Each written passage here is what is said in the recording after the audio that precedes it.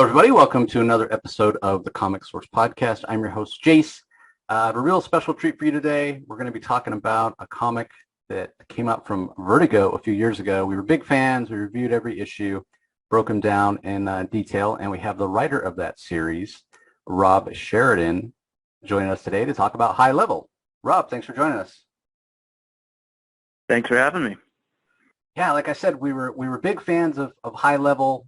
Came out from Vertigo, and interesting that you went to art school. You have a background in graphic design. If anybody who follows you on Twitter knows how much you're kind of focused on the visuals, but you actually are the writer on this series, which I found to be just fascinating and a great world that you created.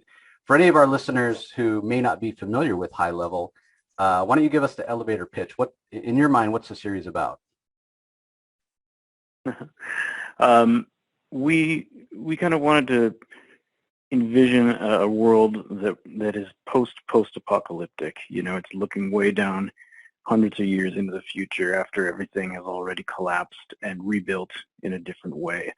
And it's a journey of a woman who has to find herself get involved with something that could possibly save the world, and could also possibly along the way open up a whole lot of dark secrets behind how the world came to be the way it is. And it's a lot of ways a parable for right now, and it's a lot about the kind of structures of control that keep us in place and keep us repeating the same cycles, and about breaking through those. And that's kind of told through this one woman's journey, but also through the world around her that begins to reveal itself and then become impacted. And I can't say anything more than that, because there's still a lot to come in the series. Yeah, we only got the first half of the story. More to come. Obviously, we know DC shuttered, or AT&T, more accurately shuttered Vertigo. We'll talk about that a little bit later. But I wanted to follow up on something you just said there about it being a parable for kind of the now. You know, the real world and things we're living in and things we're dealing with. Because a lot of that is inherent in the story, and it very much is a science fiction story. And science fiction is so good at reflecting class and the haves and the have-nots and some of the societal issues that we face now. This book came out before the current madness of the pandemic. And I recently, because I knew I was finally going to have you on to talk about it, I recently reread it. And what struck me was how your story is in a lot of ways even more relevant with what's been going on with the pandemic and the lockdowns and, again, the haves and the have-nots.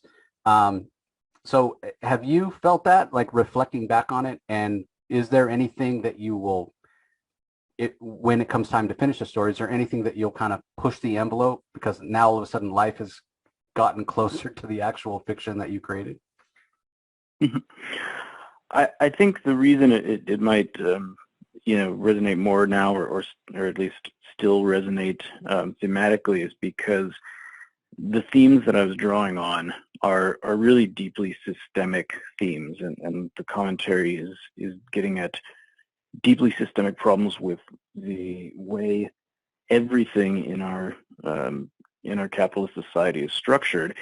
And what the pandemic did was really shine a light on all of that, and not so much create new disparities, but really show us very clearly the ones that were already there. So everything I was kind of already talking about in High Level is magnified now, and it's really been exposed, I think, and hope, for a lot of people who weren't seeing it clearly before. I mean, there's some really stark examples that have come up during the pandemic that I hope are opening some eyes. And if we can get some kind of silver lining out of this misery, it might be, that some people see the flaws in the way we've been doing things.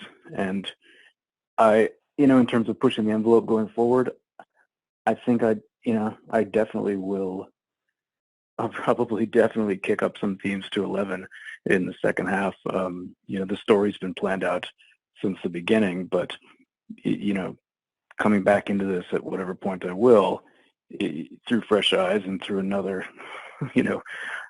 several years of unimaginable shit going on in the world. Right. I think there'll definitely be some tweaks made to really push it harder than ever before. I mean, the thing with High Level is what you've read so far is kind of hinting at some larger things, but a lot of it was a tour of the world and an introduction of characters and the whole setup, and then it was going to get really kind of thematic and out there in the next part of it. So I'm looking forward to the opportunity to really see where my head's at when I reapproach all that. Yeah, I think in a lot of ways, when I reread it, I really sort of feel like issue 6 is where your story really started. Like you said, 1 through 5, let's introduce the characters. Let's actually get to High Level and see what's going on and how the wool's kind of been pulled over everybody's eyes. And then, in 6, right at the end, when 13 actually, gets there, that's when it's like, wait, this is a completely different story than we thought it was, and I can't wait to see where it goes. So hopefully you're going to get a chance to do that. Yeah. It sounds like you're committed to finishing the story for sure. Oh, definitely. I mean, so much time and thought was put into the world building that was all setting up to this larger story, and I think you nailed it. Really, it's the, I mean, that's kind of the last line of issue 6, hinting at this is where it all actually begins now, in a sense. And all of that stuff that happened in the first 6 issues was, it wasn't just set up. There was a lot of development that happened along the way to get to what has to happen. But I always viewed it as kind of the introductory kind of road trip adventure that brought you into this world, and then and gave you a set of expectations that then get turned on their head, and then the real story begins. Yeah, well, the other thing that excuse me that you really did was you made us care about the characters, and there's an interaction between 13 and Minnow at one point where Minnow wants to get a little like cutesy hat. Well, should I just say right now that we're gonna have this conversation under the assumption that people listening have read it already in terms of spoilers? Yeah, there's yeah. I mean, okay, cool. 2 years old at this point, and like I said, most of the people that are listening have listened to our breakdown. So, but yes, no, we're not worried about spoilers. But like I was saying, the scene where Minnow gets the hat and she even tells 13, you're not as hard as you pretend to be. You do care about people. So the other part of the entire first 6 issues here that you did, even though still a long way to go and kind of the nitty gritty of the story to come, you still took 13 on a journey. Like she evolved as a character. She learned a lot about herself that maybe other people like Minnow could see, like, hey, you do care about other people. Maybe 13 didn't have that own self-awareness at the beginning of the journey, but it feels like she did once she got to High Level. Yeah, and that's kind of like when I talk about like the kind of dual levels of themes in the story. There's this personal level, which is expressed in 13's character, and then there's this kind of larger systemic political world level, which is told through the story of the world. And they kind of intersect around the idea that, we can't change anything, we can't fix anything until we start caring about other people. And this kind of selfish, only caring about yourself, every man for himself approach is what drives these systems of inequity. And until we start having empathy, until we start actually looking at the world around us and not just living in our own little comfort bubble, none of this is ever going to change. So 13 goes through that journey at the beginning, and that's kind of the road that she'll be on, which is kind of reflective of the changes we all need to make to create a better system. Yeah, it's a valuable lesson. And again, longtime listeners of my podcast will know I talk about all the time. It's the value in the stories, right? I think there's so much you can understand about a society if you look at the fictions that they create. What's important to them? Well, let's look at the stories that they tell. Their make believe, and where they explore what is important to them. And High Level certainly does that. Yeah, and I wanted to, I wanted to make a kind of dystopian world that wasn't dystopian. Like I came into this after doing a very dystopian story with 9 Inch Nails for their Year Zero project, and that was the same type of thing. It was science fiction that was very much a commentary on where things were at the time, at that time in the Bush administration. And I wanted to do something like that, but steer away from dystopia and see if I could talk about our very dystopian present and future in a way that was focused a bit more on growth and change and ultimately revolution. And so I wanted it to have a lot of dark elements that ultimately had this kind of, I don't want to say positive, but, forward-looking kind of undercurrent to it. So it wasn't just doom and gloom, and there's something pushing forward, some light at the end of the tunnel, perhaps.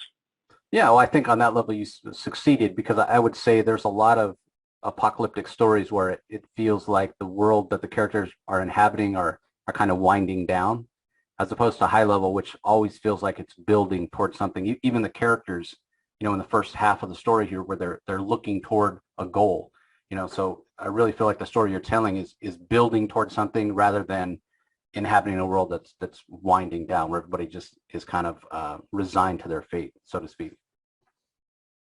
Yeah, and that was kind of the fun for me of doing a post-apocalyptic story. It was, we're living in a time of decline and collapse. Mm-hmm. And so, telling a story about a civilization in decline and collapse was a little too on the nose, and right. Frankly, not something that is fun to dive into as escapism at the moment, at least for me. So talking about a post-apocalyptic world that is, all the collapse has already happened and something else has been rebuilt in its place, allows it to feel, like a whole new world, and like you said, have that moving forward trajectory, but also allows the kind of commentary of like what mistakes were made in allowing this new world to be created the way that it was, and what parables are there for how our society is structured. Right, exactly. Now, we did mention that only the first half of the story, AT&T bought DC Comics. Bad timing for you, and bad timing for all of us fans of High Level. They shuttered Vertigo, and so it's been kind of in limbo, because my understanding is DC Comics, AT&T, the kind of corporate overlords still own the rights. So are you just in a holding pattern until the rights come back? Are you looking to maybe self-publish or take it to another publisher? Yeah, I mean, we really got the raw end of the AT&T deal, because we were the last of the new original titles that were still publishing when that deal happened, and all of the support, everyone at the Vertigo team that signed me as part of the Vertigo revival, they were all great. It was an awesome team. There was a lot of excitement and optimism. And by the time, I was the last of the new titles to come out, and by the time High Level was currently running and the AT&T collapse came in, all those people got moved or laid off or they quit. I mean, it was just really destructive force when they came in and said, Vertigo's done, and the comic was left with no support whatsoever, and no one who was involved in its launch still there. And by the time the graphic novel came out, I didn't even know anyone who was working at DC anymore, and no one there even remembered High Level. I mean, the book was kind of released as a contractual obligation, but they didn't give it any marketing or support or anything. So our collected edition came out in February 2020 with no marketing or support. And I don't know if you were around, but there was something that started happening around February 2020 that kind of took a lot of people's attention away. Sure did. Sure did. Again, just have terrible luck with this book. So it was kind of just me on social media being like, hey guys, I have a book. Anybody want a book? So that was a strange journey to go on from this like really exciting, promising relaunch of Vertigo into just, oh, the new corporate overlords are here and fuck all this stuff. We're going to do Batman. So, and it happened to Mad Magazine too. And it's just it's a terrible theme running through media properties right now with these giant corporations who only really care about valuation and IP, and they just sweep in and say, we're going to go with these things that make money, and they don't know anything about comics or any of this stuff. So it's been frustrating on that level, but we did get to finish the first 6 issues. We put out an amazing graphic novel collection, and it's awesome to have this out there, and the people who read it loved it. So I'm really, really enthusiastic about the future for it. But right now, it is held up in the IP vault of Warner Brothers. And the best that could mean is that they could be fishing around for movie and TV opportunities for it. And the worst it could mean is that it sits for another 3 years where I'm not able to do anything with it.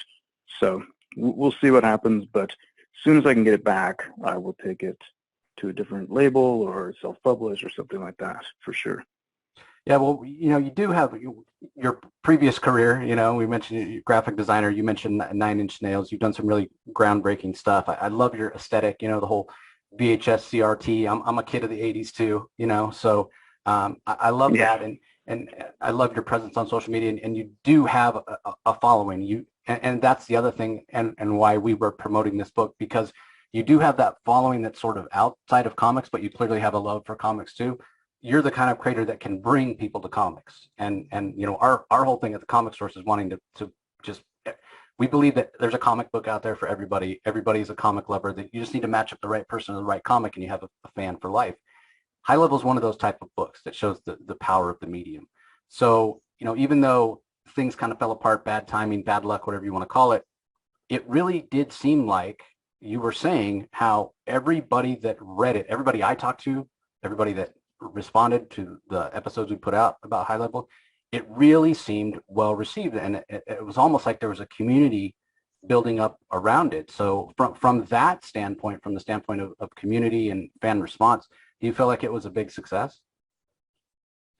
Oh yeah, absolutely. I mean, it was an absolute blast to work on and put out into the world. And to your point of there's a comic for everybody, I was, I came up as a kid reading comics. I read comics all through the 80s and 90s, and they were a huge influence on me. And if you asked me, when I was a teenager, something that was on my bucket list to do, having a Vertigo comic would have been something I would have said. So it was a dream come true for me. But I know that a lot of my audience and my fan base since then has been a fan base that isn't a comics audience, really.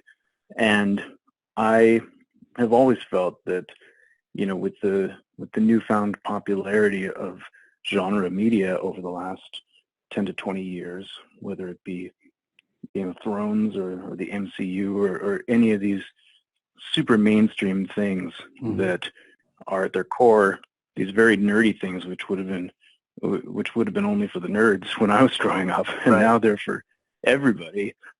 That's made me feel like more than ever there's an audience out there who are comic readers and they don't know it yet, you know?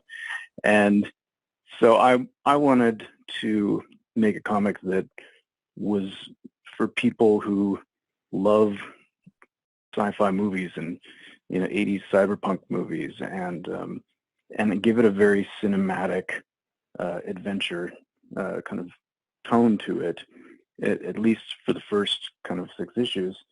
that's something that's very readable and very cinematic that anyone could get into, even if they're not into comics. Yeah, and there's plenty of fun moments too, like blowing up a giant tank of poo for the people that are chasing. Yeah. Yeah, it was also one of those things where it's like, hey, they're letting me they're letting me write a Vertigo comic, and I can make it anything I want. Yeah. You know, I don't know if I'll write another one. I'm going to throw everything I want into this damn thing. I'm going to cram these pages with mutants and robots and explosions and all, every hover bikes, every damn thing I can, just because it's fun, And I think a lot of the people who are in my kind of community and fan base, a lot of them grew up watching and loving all the same movies and media and in some cases comics that I did. And I think people like that have found a lot of references and themes in there that they love. So it's really been a lot of fun, and it's been a little frustrating because the question asked over and over again is, well, what's next? Yeah. When do I get to read more? Yep. And I don't have an answer yet. But one thing I did do recently, because the conversation came up about where the rights are at, and I kind of dug into that with Warner Brothers, only to find out that they, I was asking to see if they would perhaps release the rights back to me early. Yeah, which they do sometimes. Do with it. They do sometimes, and in this case, the answer was no. We are currently, it's in our pool of consideration for movie and TV options, which is great to hear, but I'm totally out of the loop on that, so I have no idea if it's a thing that's going to happen or not. But it made me go back to the materials and kind of lay out what the rest of it would look like. If anything came up in terms of TV or movies, I just wanted to make sure that there was a kind of concise document with the vision of where it was going to go after issue 6. And that returned me to kind of the original plan, which was a 3-part trilogy, 18-issue arc. And it was really fun, spending a moment in that world and laying that all out again. So the plans are there. It's ready. just waiting for some kind of green light from some direction, saying we can do it, or if not, then I'll do it myself as soon as I can. Yeah, well, one way or another, I can't wait for it to come back, and I know a lot of your fans feel the same way. One of the other things that's in the book, you mentioned putting in all these Easter eggs and references to things from the 80s and whatnot. A little bit of something that kind of crosses over with your work with like Nine Inch Nails and whatnot, and that's the Symbology. I love when you guys do those like concept type albums. It reminds me of the old school Rush type stuff. Like what is it, 2120 that they do and that stuff. And Symbology is always so important, but it's not spoon fed to the fans, right? They're little Easter eggs. It requires a little work for you to kind of understand, what the symbols mean and whatnot. And we haven't gotten the whole story of High Level, so we may not have all the answers yet. But like I look at that symbol, like that's on the cover of I think it's issue number 5, with the arrows radiating out. We saw just a hand, we don't know who it belongs to, that had that symbol on the back of it. Talk a little bit about coming up with the symbology for the book and how important it was to tie into the aesthetic of the world that you and Barnaby built. Yeah, I mean, the thing with me is, coming into this as kind of my first original published story project, the previous thing I worked on being something I worked on collaboratively with Trent Reznor and 42 Entertainment. I came from this kind of world of creating things for a very rabid Nine Inch Nails fan base who looked at every detail and poured over every message, and Year Zero in particular is something that was just filled with hidden details and clues. And I'm also a visual guy. I'm an art director and designer, so everything as I was writing out High Level was very visual in my mind. And Barnaby was incredible to work with because he really understood all the things I was describing and brought them to life in incredible ways. But through that process, I was also thinking about iconography and visual themes and identities and stuff like that. So when you talk about the symbols, they were things that I had, in the kind of documents from the beginning that we refined and were always meant to be alluding to bigger things. So you're absolutely right that that those are important elements that were kind of part of the core design of the world building and of the story. And that made it really fun to kind of do the marketing that I did for the book and do the soundtrack that we did and put those visual elements into the design of the graphic novel. And they all mean something. All the little hints are hints to something else. The advantage of writing out the story, the whole thing ahead of time, is we can drop all those clues and they will be satisfying later on. Yeah, in my mind, and whether it's 10 years from now, 20 years from now, or what have you, big like absolute size edition with the whole complete story, and then back matter, maybe some of your scripts and the symbology, and you can talk about the different symbols, just like a high level Bible, with everything. That would be fantastic on my show. Yeah, I'd love to have that. Yeah. It's going to be a lot of fun to kind of pick all that apart eventually down the road, because as I said, nothing was put in there like flippantly. Right. Everything that kind of seems like, what is that, is going to make some kind of sense or be referenced in a way that's meaningful later on. So there were a lot of seeds planted along the way, which is something I've always loved doing, and creating little trailheads that are satisfying in the end, and not just doing like throwing a mysterious thing in there because it seems fun and then never explaining it, Right. Yeah, it's the payoff that us fans really enjoy.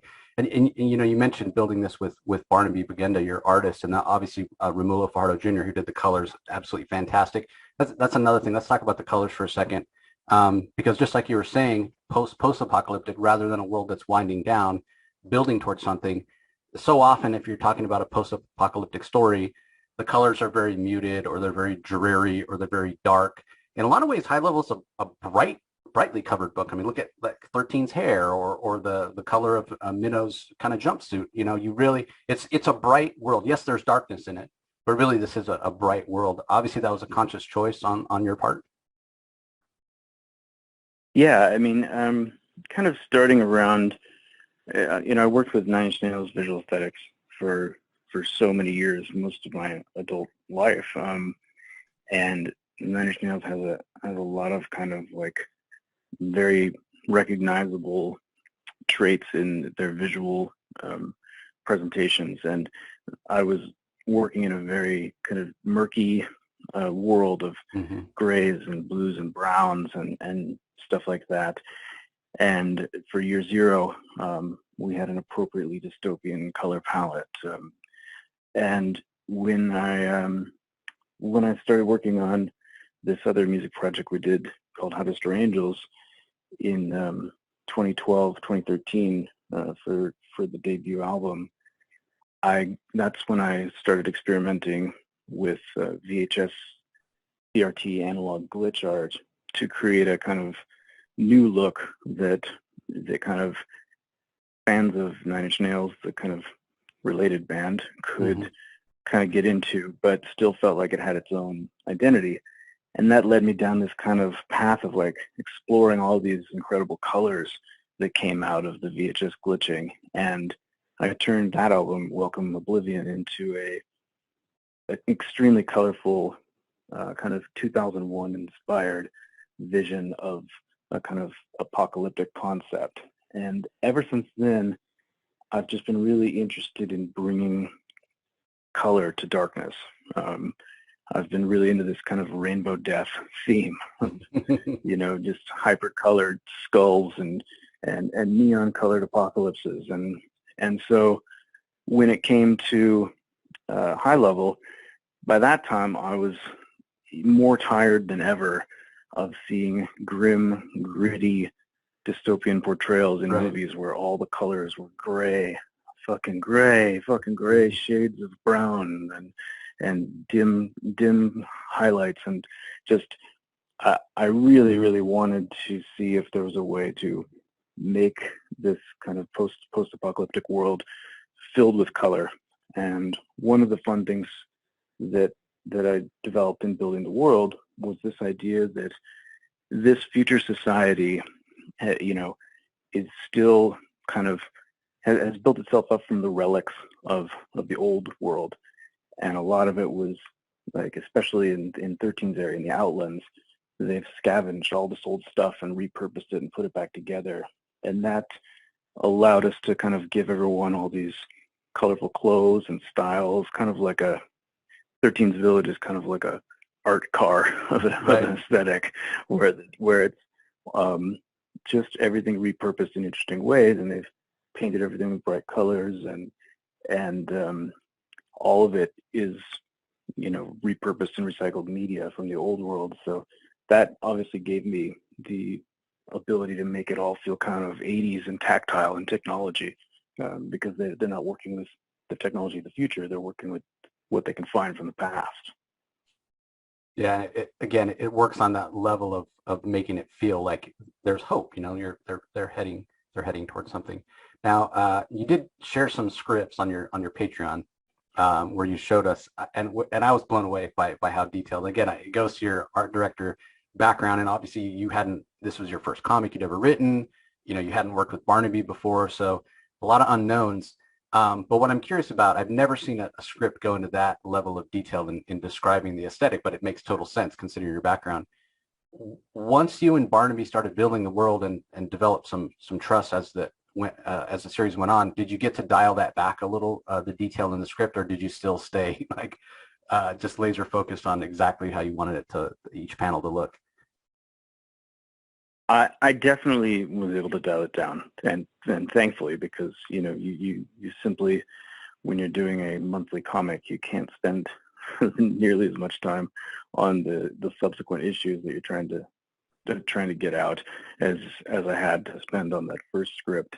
Mm-hmm. And even the second and third scripts were fairly detailed. But as I began to get a sense of Barnaby and his translation of the text, that became a lot smoother process, where he, I just knew if I described something in a certain way, he would know what I was talking about and bring his own flair to it.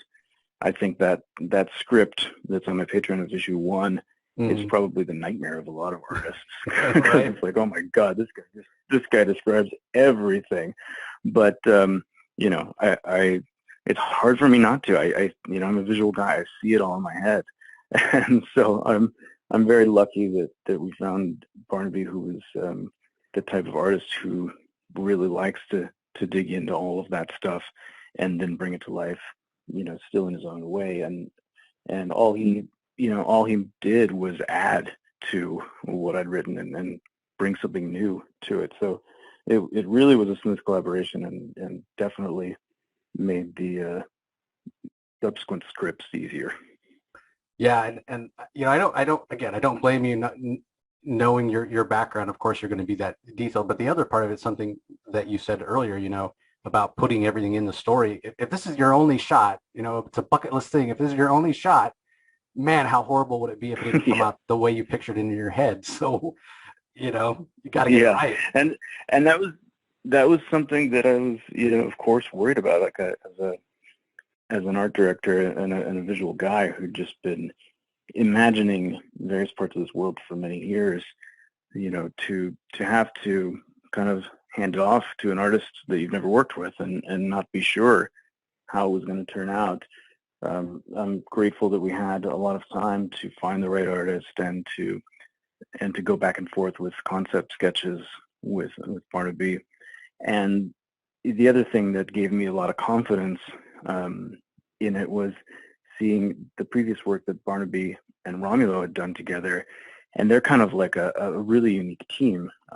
Barnaby only doing pencils and Romulo doing colors, and there's no inker in between. So Rom colors directly on top of Barnaby's pencils, and it gives it this really unique painterly look that I saw examples of in their previous work, and especially the way Rom uses color. I mean, he's someone that you can say, hey, this is a really drab, dreary scene, and he still finds a way to put a ton of color into it. Mm-hmm. So that really matched with my vision of this like colorful dystopian world. And there were times when it was like he was finding ways to bring color into panels that I hadn't even imagined being so colorful, and it was really, really cool to watch it all come to life. I mean, it was the best case dream scenario for me in terms of getting pages back and being like, oh my God, that looks so cool. You know, I was just constantly running to my wife with new emails when the pages were coming in. Look at this. And, you know, it was really awesome. Like seeing your baby like grow up, you know, just so cool. Yeah, fantastic. That's Rom's 30 years of experience as a color artist doing comics that shows through. I mean, yeah, he's definitely fantastic. Obviously, your preference would be when you come back to do, and you know, you never know what people's schedules are going to be like, and obviously everything's up in the air with the rights. But I imagine your preference would have to be doing the second volume to bring Barnaby and Rom back, right?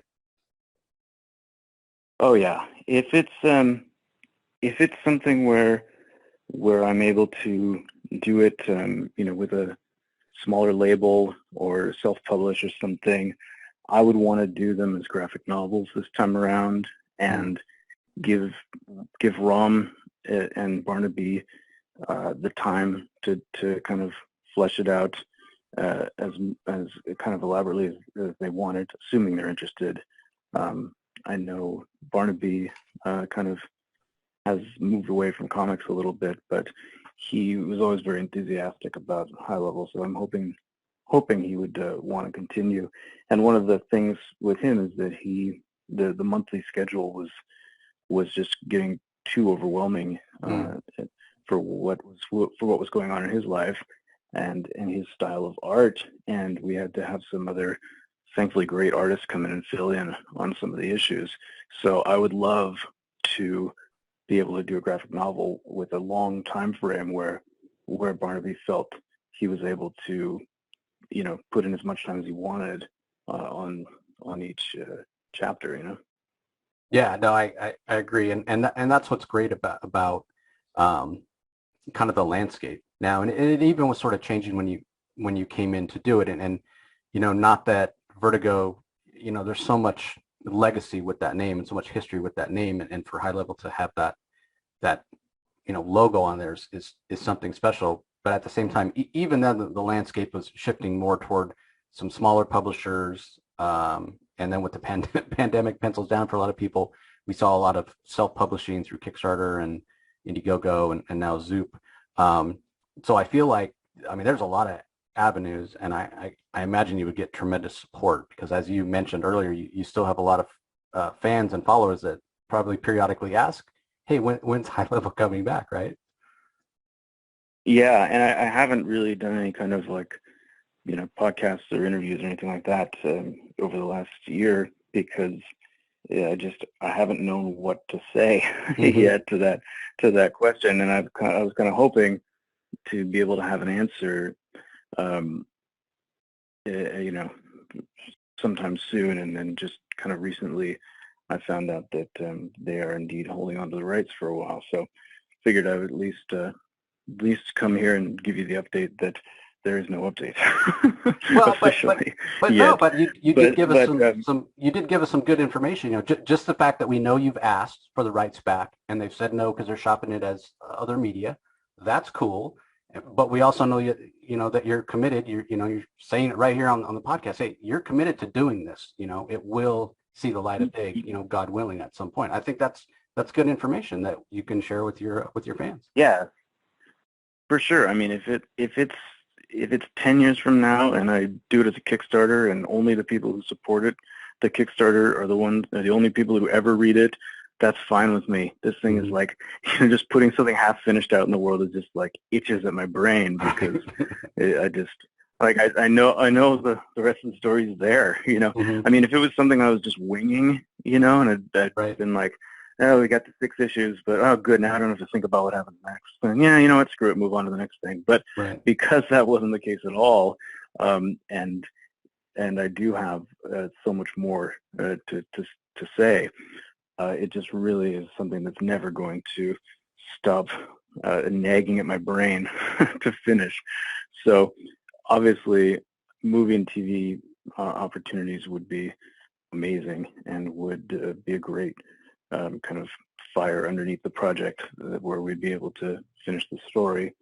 But if it's just me and I can take it somewhere else, I'd love to do graphic novels. I always felt it was a graphic novel audience, you know, and so that was kind of, when we were putting out individual issues, it was kind of hard to talk to my audience, and that kind of, to me, highlighted a lot of problems with why people don't get into comics, was trying to communicate with them how the single issue system worked and direct market and all that.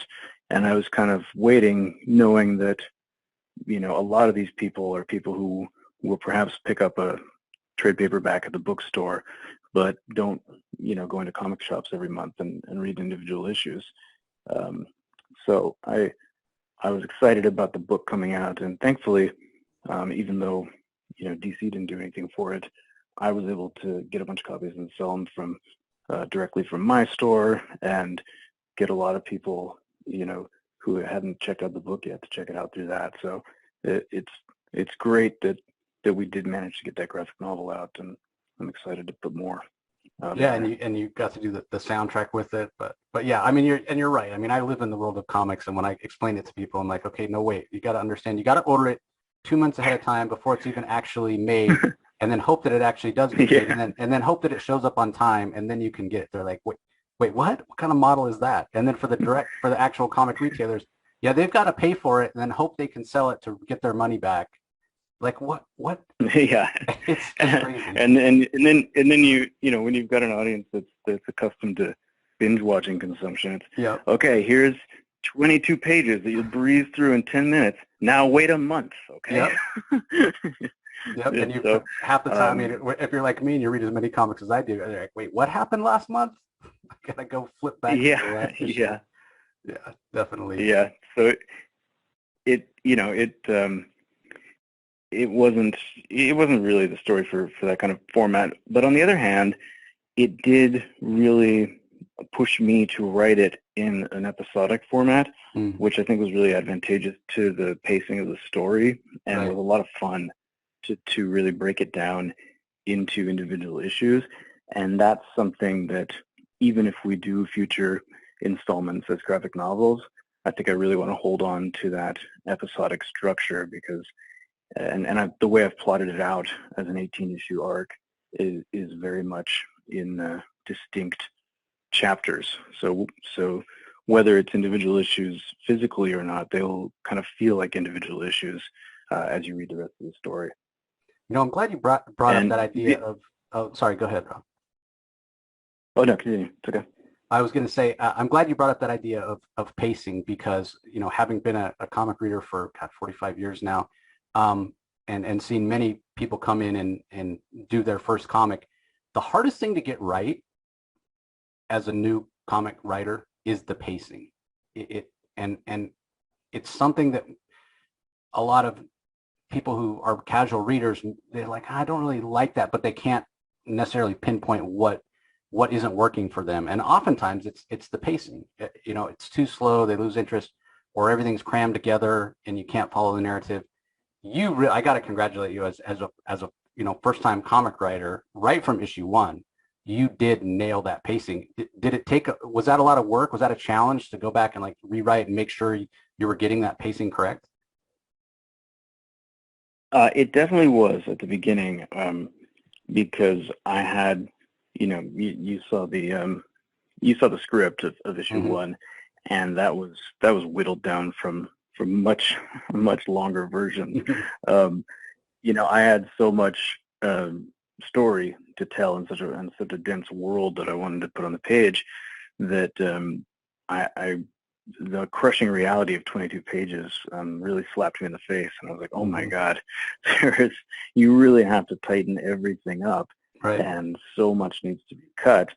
So, that first issue, thankfully, we had a lot of lead time to refine and work on that, which was great for me as a first-time comics writer. But I brought a lot of the narrative understanding that I'd developed over the years in the kind of visual arts world, where a lot of what we did was always structured with a narrative in mind. And when you're doing live productions of tours, you're always thinking about the audience's attention and the kind of ups and downs of the narrative of a show. And Right. there's so much that we learned through all those years doing Nine Inch Nails projects and live shows and Year Zero and stuff like that I could take into the kind of understanding of narrative storytelling. But really, it was my editor Andy Curry, who's incredible, and brought me on to this whole thing. He was working at DC and was involved in the relaunch of Vertigo, and he reached out to me and said, I love what you did with Year Zero. Would you be interested in maybe doing a comic? And I was like, yes. So he was a great guide for me in kind of trimming the story and pacing it just right. But the way that each episode kind of flowed was very much there from the beginning. It was just about taking it way down to the kind of bones of what it needed to be to keep moving. And it's a much, much faster paced 6 issues than I perhaps imagined with the reality of 22-page structure coming in. But I'm really glad for it. It really makes it a fun, breezy read for people who aren't into comics and makes it feel cinematic. So I'm really happy with how our streamlined story came out. Yeah, well, the other thing that it does is it allows you to have the story beats that are important, really land, as opposed to if it was more of a kind of a meandering storyline. If the journey that Minnow and 13 are on to get to high level took longer, you might have had room for more character moments, but then you're losing sort of the urgency of this journey that they're on. So I think it worked very well. And again, I have to congratulate you on the pacing. And for one thing I'll say about Andy, yeah, he's fantastic. I think when I heard he was leaving DC, I was like, well, that's a mistake. But yeah, big business, big business. A lot of good people were lost in that hostile takeover. Yeah. And now, of course, AT&T is like, oh, whoops, we didn't know what to do with this, so we're gonna dump it off somewhere else. Yeah. Jeez. Well, as soon as it was announced at AT&T, I mean, way back, and it had to have years of regulatory approvals, whatever. But as soon as it was announced at AT&T and Warner Brothers, I was like, oh, this is going to hurt DC Comics. Like, you just knew it. You saw the writing on the wall. So it is what it is. Yeah.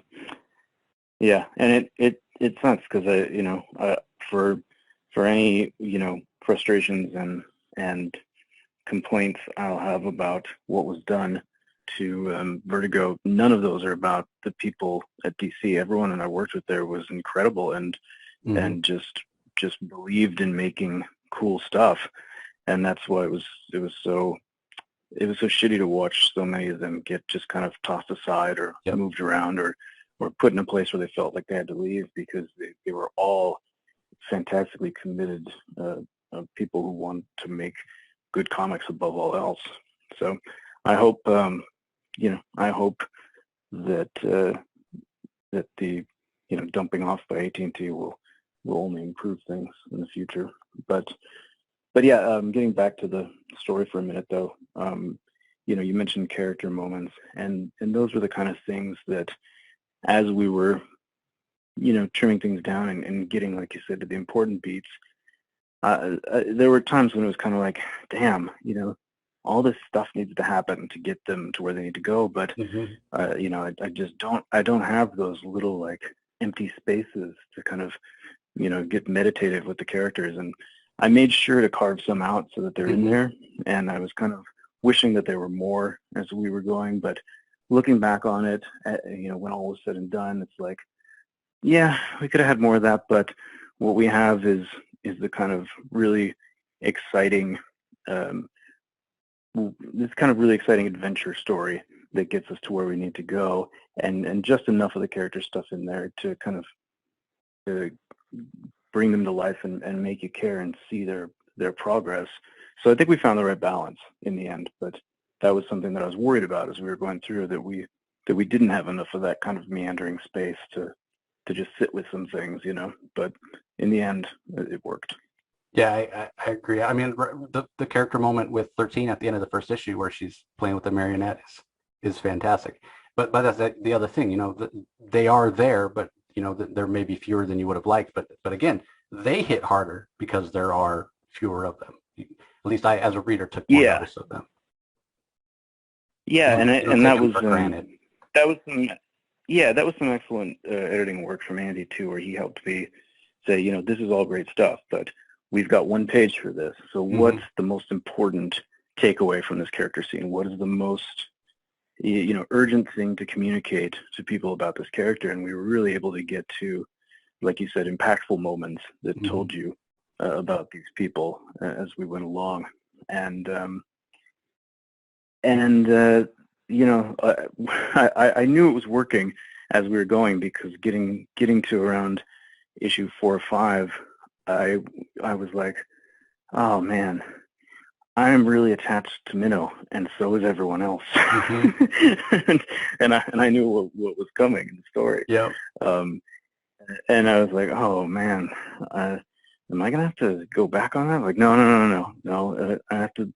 It has to go where it has to go. I mean, this is all done for a reason, including, making Minnow the kind of character people got attached to that she was.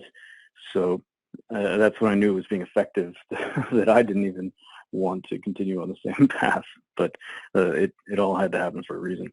Yeah, great point. Yeah, I kept being like, no, this can't really be happening. She can't be sacrificed. No, what? No, like I kept waiting.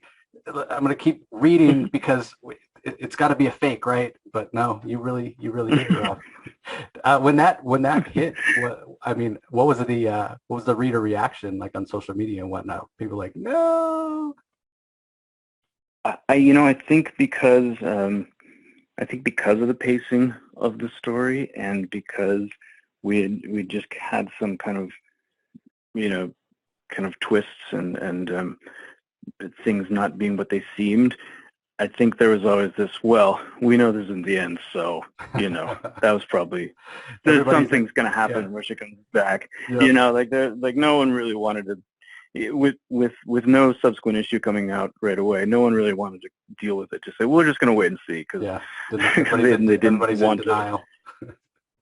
Yeah, exactly. And obviously, I'm not going to say what happens next, so everyone can just continue thinking what they want to think. Yeah. But one of the things about Vertigo shutting down was, by the time we got to issue 6, was that had already happened, and we knew that there was not going to be an issue 7 at Vertigo. So that led to discussions. Obviously, there was some pressure that was coming down on me to wrap it up, and I was like, you guys, I pitched you an 18-issue story, right, and we've been telling this as the first third of that. You can't, there's nothing to wrap up here. I'm not going to do it. It's just simply not going to end this. There's no possible way. It's not even a consideration. Yeah. So the one concession we made is, originally issue 6 was supposed to end with 13 walking into high level, and it's empty. Then it's that scene of her going in, there's nobody here, and you see this empty city, and that's it. Right. And that was the closing moment of that. And then you see, starting with issue 7, what happens there. So they, to kind of give the book some kind of like, I thought of it kind of like the, the ending of Star Wars Episode 4. It's Episode 4. It's going to continue, but it has a kind of like mini ending, Right. Yep. where they do the little celebration. The Death Star blew up. Okay, here's your awards, but nothing is resolved. So giving her a kind of minute to be in high level and kind of say goodbye to Minnow, and then have this strange encounter that hinted at more to come, was something that we wrote in to kind of give the graphic novel a tiny bit of closure, even though it answered nothing at all. Yeah, well, and the other thing is that last page. I mean, Barnaby did such a good job of like, 13's pissed, and I want to see what the consequence. I want to see her kick ass because it's coming. Yeah, I think that was something that at first I was kind of like, I don't know. This is like I didn't really want to bring that that interaction with the Red King into it yet. That was supposed to be like still very mysterious and down the road.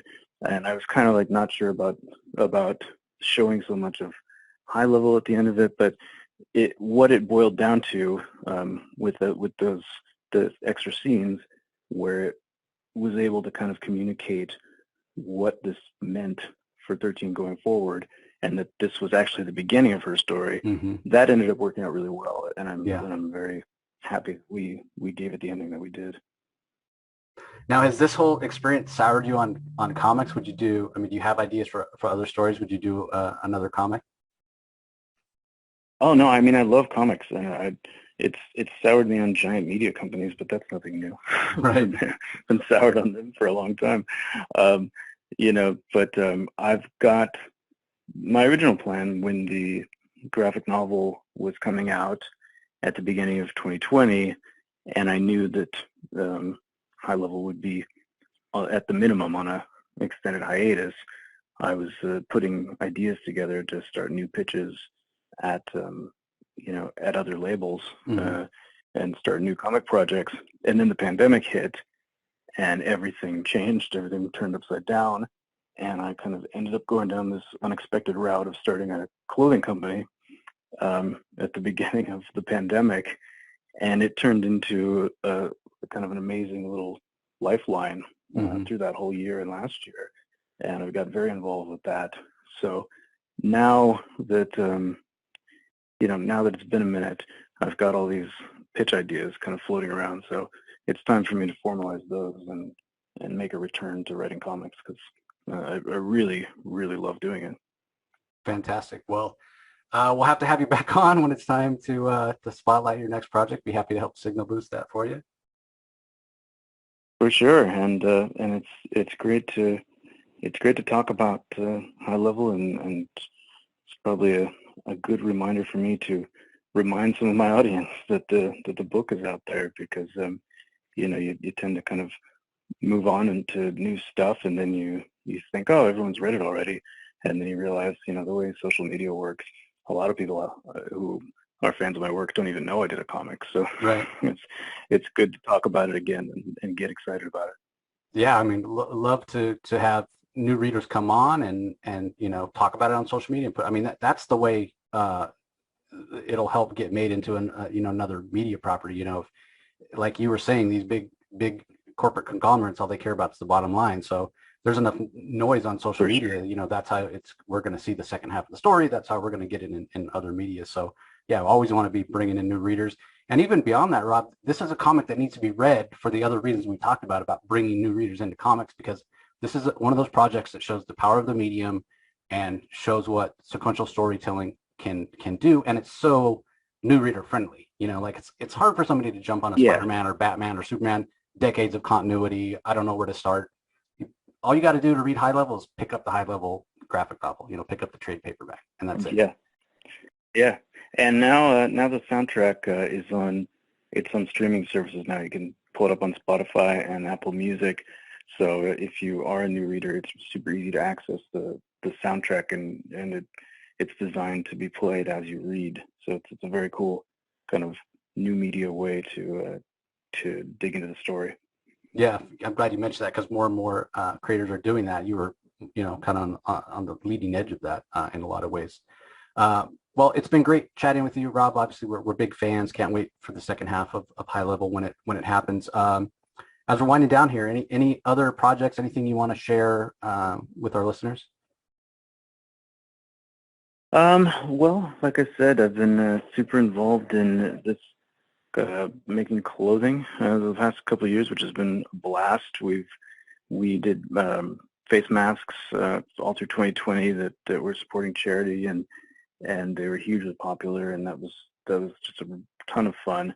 If you go to glitchgoods.com, there's all kinds of T-shirts and other cool stuff that I've designed, and a whole line of high-level merch as well is on there. And that's kind of been my big project recently, and now I'm getting back into some new art projects and writing some new pitches, and also having a baby this year. So that's kind of Congrats. turned everything upside down again. Yeah. Thanks. So yeah, lots going on with me, and all good, exciting stuff. And I can't wait for High Level to become part of my plate of projects again. Cool. Well, I'll put a link to glitchgoods.com in the show notes. Everybody can go click there if you want to go check out the merch. And then where's the best place to follow you online, Rob? Because I imagine when some of these projects get kicked off, whether it's multimedia, back into the music side of things, or more comic stuff, you'll be letting your fan base know. So if anybody doesn't follow you, where's the best place to follow on social media? Sure.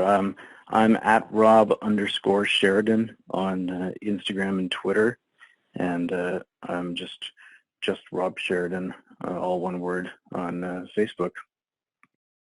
Okay, great. And I'll put links to the Twitter and the Instagram in the show notes as well, everybody. So again, it's been a pleasure chatting with you, Rob.